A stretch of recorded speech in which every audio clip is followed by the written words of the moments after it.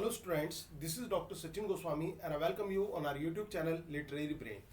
दोस्तों आज की इस क्लास में मैं आपको लिटरेरी टर्म का एक स्पेशल टॉपिक कराने वाला हूं जिसका नाम है पीरियोडिकल एसेज। ये जो टॉपिक है आपके यूपी टीजीटी के लिए, पीजीटी के लिए, केवीएस के लिए, एलटी ग्रेड इंग्लिश के लिए, सभी के लिए बहुत इंपॉर्टेंट टॉपिक है। अब सबसे बड़ा क्वेश्चन ये आता है कि what do you mean by the term periodicals. Periodicals क्या है, किसको पीरियोडिकल्स कहा जाता है। तो मैं आपको इजी से वर्ड्स में समझाने की कोशिश करता हूं कि आखिर ये पीरियोडिकल्स क्या थे, किसको पीरियोडिकल्स कहा गया। सपोज करें कि मैं एक बुक पब्लिश कर रहा हूं, ठीक है ना, और उस बुक में मैंने कुछ एसेज अपने लिखे और मैं आपको कंट्रीब्यूशन के लिए कहता हूं कि भाई आप भी कुछ एसेज एक काम करो कि कंट्रीब्यूट कर दो। अगर जो आपके ऐसे हो तो आपका भी नाम मैं अपनी बुक में दे दूंगा, तो आपने अपने ऐसे भी उसमें दे दिए, ठीक है। इस तरह से वो एक कंट्रीब्यूटेड वर्क हो गया, एक कंट्रीब्यूशन बन गया, एक मैगजीन बन गई, एक या फिर कोई जर्नल बन गया। और जब वो जर्नल या मैगजीन बनी तो उसमें कलेक्शन ऑफ एसेज आया। तो दोस्तों ऐसा ही 17th-18th सेंचुरी में थे।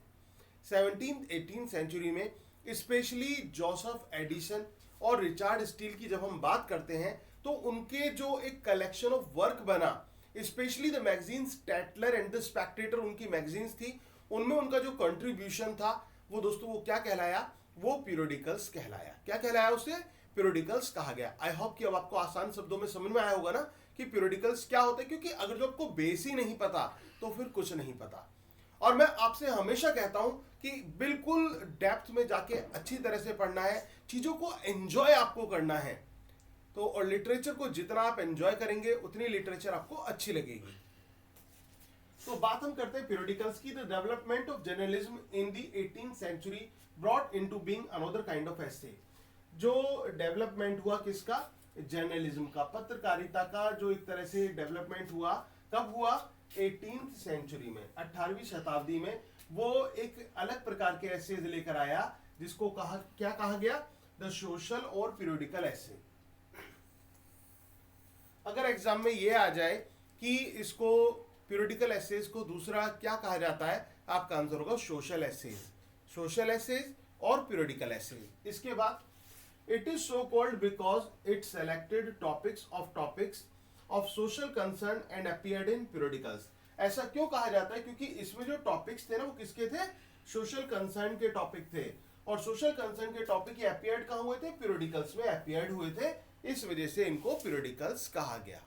क्लियर, आगे बढ़ते हैं। It is based on social manners of the period. The pioneering works was done by Defoe's review. इसमें जो डैनियल डिफो का रिव्यू था वो एक पायनियरिंग वर्क माना जाता है पीरियोडिकल्स का। The new variety was popularised by Joseph Addison and Richard Steele. ये बहुत इंपॉर्टेंट है क्योंकि जो पीरियोडिकल्स की पॉपुलैरिटी मिली, पीरियोडिकल्स को हम जानते हैं किसके कारण जानते हैं, जोसेफ एडिसन और रिचर्ड स्टील के कारण जानते हैं। अभी तक के सारे पॉइंट्स क्लियर हुए ना दोस्तों। अगर जो क्लास अच्छी लग रही हो तो वीडियो को लाइक जरूर कर देना, चैनल पर नए हैं तो चैनल को सब्सक्राइब जरूर कर लेना और ज्यादा से ज्यादा शेयर जरूर करना।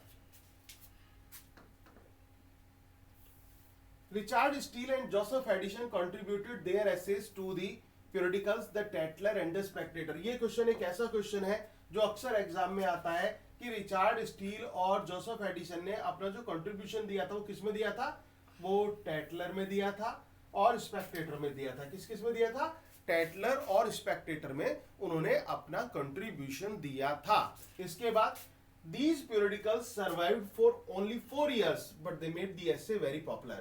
ये जो periodicals थे इनका सर्वाइवल टाइम क्या था, 4 years का था, लेकिन इससे जो हमारा ऐसे है, ठीक है ना, जो हमारे लिटरेरी टर्म में ऐसे है वो बहुत ज्यादा पॉपुलराइज्ड हो गया। ये वैरायटी ऑफ एसेज होते हैं वो बहुत पॉपुलर हो गए। They expressed and influenced the tone and thought of the century. इसमें क्या चीज दिखाई गई, जो समाज में चल रहा था उस समय, जो समाज की टोन थी, जो समाज का थॉट था, उसको रिप्रेजेंट किया गया पीरियोडिकल्स में। इसके बाद the Tatler and the Spectator ऐसे advance the art of literary criticism in England. आप जानते हैं कि जोसेफ एडिसन, रिचर्ड स्टील ये एक अच्छे क्रिटिक्स के रूप में जाने जाते हैं, ये बहुत अच्छे एसेइस्ट हैं।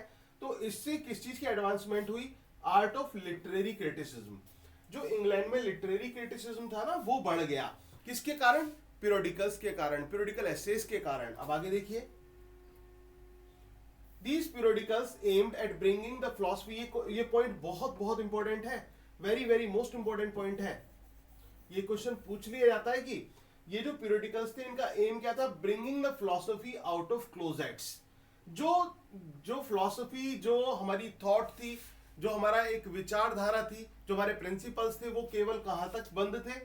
वो कमरे की चार दीवारी तक सीमित थे, लाइब्रेरीज तक सीमित थे, स्कूल्स तक सीमित थे, या फिर कॉलेजेस तक सीमित थे। लेकिन अब ये चार दीवारी, लाइब्रेरीज, स्कूल्स और कॉलेजेस से निकलकर कहां पर आने लगे? Dwells in clubs. अब ये क्लब्स में आने लगे। ये जो फिलॉसफी थी ना, ये अब क्लब्स में दिखाई देने लगी, असेंबलीज में दिखाई देने लगी। इसके अलावा एट टी टेबल्स, जो टी टेबल्स होते हैं उसमें दिखाई देने लगी, एंड कॉफी हाउसेज में दिखाई देने लगी। और ये जो आप कॉफी हाउसेज देखते हैं ना, जैसे आपने देखा MBA चाय वाला, और या फिर ये टी जंक्शन, तो इस तरह से ये जो टी जंक्शन है, ये MBA चाय वाला है, या फिर ये कॉफी हाउसेज है। दोस्तों ये जो फिलॉसफी थी ना कॉफी हाउस वाली, और इवन मैं कहूँगा एग्जिस्टेंस जो कॉफी हाउस का हुआ था वो इसी सेंचुरी में हुआ था, 18वीं सेंचुरी में। 18th सेंचुरी में लोगों ने अपने अपने जो अच्छे स्तर के टी स्टॉल्स बनाने चालू करे थे, टी शॉप्स बनानी चालू करी थी, कॉफी हाउसेस बनाने चालू करे थे। और इन कॉफी हाउसेस का पर्पस केवल ये नहीं था कि आपको कॉफी या चाय पिला दी, नहीं, कॉफी चाय पिलाना पर्पस नहीं था। इनका पर्पस था कि आप वहां पर जाएं, आप न्यूज़पेपर पढ़ें, आप मैगजीन्स पढ़ें, जस्ट लाइक लाइब्रेरीज, या फिर आप आपस में जाके वहां पर बातें करें। और स्पेशल पर्पस यही था कि कम्युनिकेशन करें। और किसके बारे में? जो कॉफी हाउसेस थे उसमें स्पेशली डिस्कशन होता था, हॉट डिस्कशन जिसे हम कह सकते हैं, वो डिस्कशन होता था।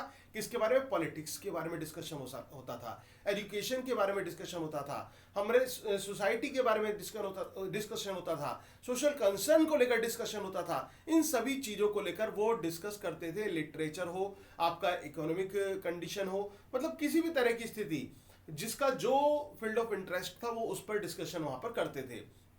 तो लोग चर्चा करने जाते थे कहां पर? कॉफी हाउसेज में, और इसके अलावा जो टी स्टॉल्स वगैरह होते थे वहां पर। और स्पेशली कॉफी हाउसेज पॉपुलर हुए थे। तो अब वो जो फिलॉसफी थी ना, जो हमारी क्लोजेट से लाइब्रेरीज, स्कूल्स और कॉलेजेस तक सीमित थी, क्योंकि पढ़ाई का दर्जा केवल वही माना जाता था, फिलॉसफी का जो एक्सचेंज होता था, इंटरचेंज होता था, वो भी वही होता था। तो लेकिन अब क्या हुआ? अब वो चीज निकलकर असेंबलीज में आने लगी, क्लब्स में आने लगी, टी टेबल्स पर आने लगी, और कॉफी हाउसेज में देखने को मिलने लगी। ये कब हुआ था? 18th सेंचुरी में। Is that clear? आगे बढ़ते हैं। देखो एक चीज मैं आपसे कहूंगा, आपका यूपी टीजीटी का जो एग्जाम है, आप जानते हैं यूपी टीजीटी इंग्लिश का जो एग्जाम है वो पोस्टपोन हो चुका है, वो आगे हट चुका है, ठीक है ना। और इस समय आप निराश हैं, परेशान हैं इस चीज को लेकर कि बार बार यही देखने को मिलता है कि हम तैयारी करते हैं, पूरे तैयार हो जाते हैं, फिर से हमें फिर निराशा हाथ मिलती है। लेकिन मैं आपसे अपनी जो पंक्तियां हैं जो मैंने लिखी है, मैं आपसे वही दोहराना चाहूंगा। जीवन में संघर्ष हो भले, पर पार तू पा जाएगा, कर हौसला बुलंद अपना, हर मुसीबत से टकराएगा। राह है कठिन जीवन की, पर हर पग तू संभल कर बढ़ाएगा, पर इस ऊंची नीची राह पर तू लड़ खड़ा ही जाएगा, तू लड़ खड़ा ही जाएगा। होता है ना, जैसे ऑब्स्टिकल्स आती हैं, अब आई आपके साथ ही ऑब्स्टिकल्स, लेकिन कदम के लड़ खड़ाने को समझना अपनी हार तू, अभी तो बस आरंभ है, स्नेह से स्वीकार तू रुक नहीं, तू झुक नहीं, यहां दुख से पहले सुख नहीं, जीवन इसी का नाम है, तू ठान ले उस लक्ष्य को, जो करना तुझको काम है, जो करना तुझको काम है। दोस्तों ये तो जीवन का उतार चढ़ाव चलता रहता है, इससे मत घबराइए। एग्जाम को ये सोचे कि एग्जाम नहीं होगा, ऐसा नहीं है, एग्जाम होना निश्चित है। आज नहीं तो ये कल एग्जाम होना है, तो उसके लिए आप अपनी पूरी तैयारी रखें, अच्छी तरह से तैयार करें। और क्योंकि आपको टाइम मिल रहा है, अगर आपने तैयारी नहीं की है अभी तक और आप चाहते हैं कि अभी हमारी ऐसी तैयारी हो जाए जिससे हम इस एग्जाम को क्रैक कर जाए, क्योंकि आपको एटलीस्ट अब 1 से 1.5 महीना और मिल जाएगा एग्जाम के लिए, तो इस बीच में, इस समय में आप ऐसी तैयारी कीजिए जिससे आपका एग्जाम क्रैक हो जाए। और इसके लिए एक स्पेशल बैच मैं आपके लिए लेकर आया हूं, यूपी टीजीटी इंग्लिश का, जिसमें आपको नोट्स भी मिलने वाले हैं और नोट्स के साथ साथ आपको क्लासेस भी मिलने वाली हैं। नोट्स प्लस क्लासेस, दोनों चीज मिलेंगी। हार्ड कॉपी में नोट्स होंगे जो कि आपके एड्रेस पर डिस्पैच कराए जाएंगे, और इसके अलावा जो क्लासेस हैं वो भी आपको प्रोवाइड की जाएंगी। तो लाइव और रिकॉर्डेड क्लासेस वो रहेंगी, पूरा उसमें प्रैक्टिस पेपर्स भी होंगे, उसमें रिवीजन टेस्ट भी आपके होंगे, रिवीजन क्लासेस भी होंगी, रिवीजन सेशन भी होगा, सब कुछ पूरी तरह से तैयार कराया जाएगा। अगर आप इस बैच को ज्वाइन करना चाहते हैं, जिसकी कॉस्ट केवल 2999 रखी गई है, 2999 रुपए इसकी फी है। अगर आप इसको ज्वाइन करना चाहते हैं तो मुझे मेरे दिए गए नंबर 9520307471 पे कांटेक्ट कर सकते हैं। और अब हम बात करते हैं इसी टॉपिक की। In the words of Saintsbury, the periodical thought taught the 18th century how it should treat its lovers, mistress, husband, wives, parents and friends। क्योंकि एक रिलेशनशिप पर भी, जो फैमिली रिलेशनशिप होती है, ठीक है ना, उस पर भी बहुत जोर डाला गया था इस एज के एसेज में।